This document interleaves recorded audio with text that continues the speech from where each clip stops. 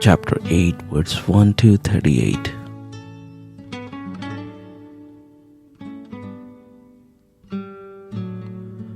In those days, the multitude being very great, and having nothing to eat, Jesus called his disciples unto him, and said unto him, I have compassion on the multitude, because they have now been with me 3 days, and have nothing to eat.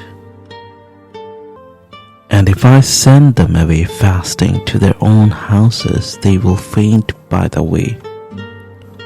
For divers of them came from far. And his disciples answered him, From whence can a man satisfy these men with bread here in the wilderness? And he asked them, How many loaves have ye?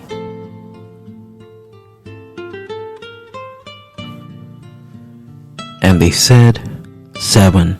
And he commanded the people to sit down on the ground. And he took the 7 loaves and gave thanks, and brake, and gave to his disciples to eat before them. And they did set them before the people. And they had a few small fishes. And he blessed, and commanded to set them also before them. So they did eat, and were filled, and they took up the broken meat that was left 7 baskets. And they that had eaten were about 4,000, and he sent them away. And straightway he entered into a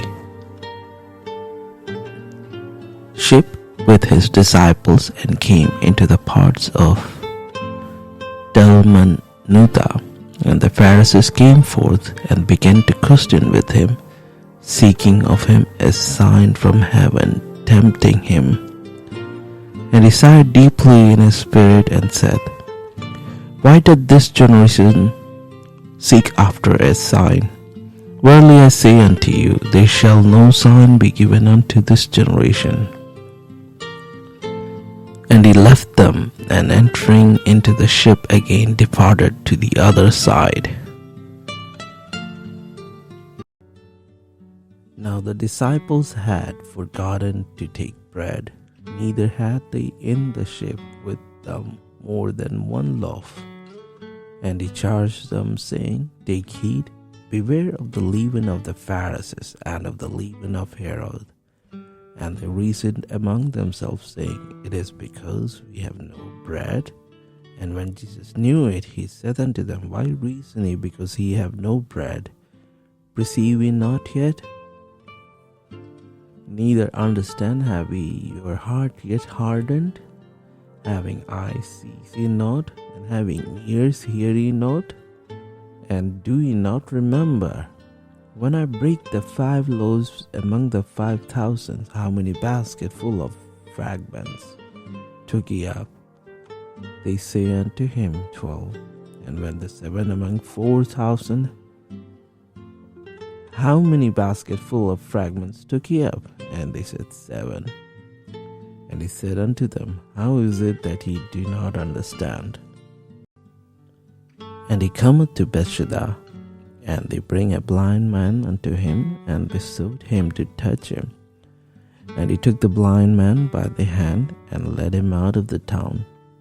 And when he had spit on his eyes, and put his hands upon him, he asked him if he saw aught.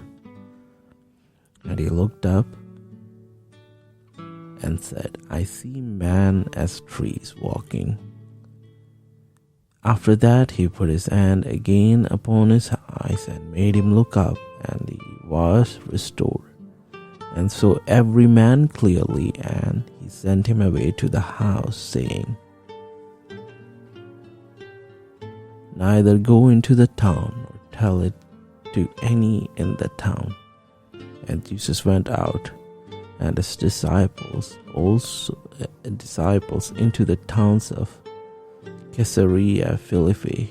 And by the way he asked his disciples, saying unto them, Whom do men say that I am? And they answered, John the Baptist, but some say Elias, and others one of the prophets.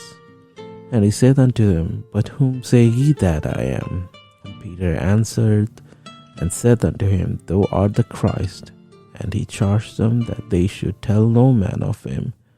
And he began to teach them that the Son of Man must suffer many things and be rejected of the elders and of the chief priests and scribes, and be killed, and after 3 days rise again. And he spake that saying openly, and Peter took him and began to rebuke him. But when he had turned about and looked on his disciples, he rebuked Peter, saying, Get thee behind me, Satan. For thou savourest not the things that be of God, but the things that be of man. And when he had called the people unto him with his disciples also, he said unto them, Whoever will come after me, let him deny himself, and take up his cross, and follow me. For whosoever will save his life shall lose it, but whosoever shall lose his life for my sake and the gospel's, the same shall save it. For what shall it profit a man if he shall gain the whole world and lose his own soul? Or what shall a man give in exchange for his soul? Whosoever therefore shall be ashamed of me and of my words in this adulterous and sinful generation, of him also shall the Son of Man be ashamed when he cometh in the glory of his Father with his holy angels.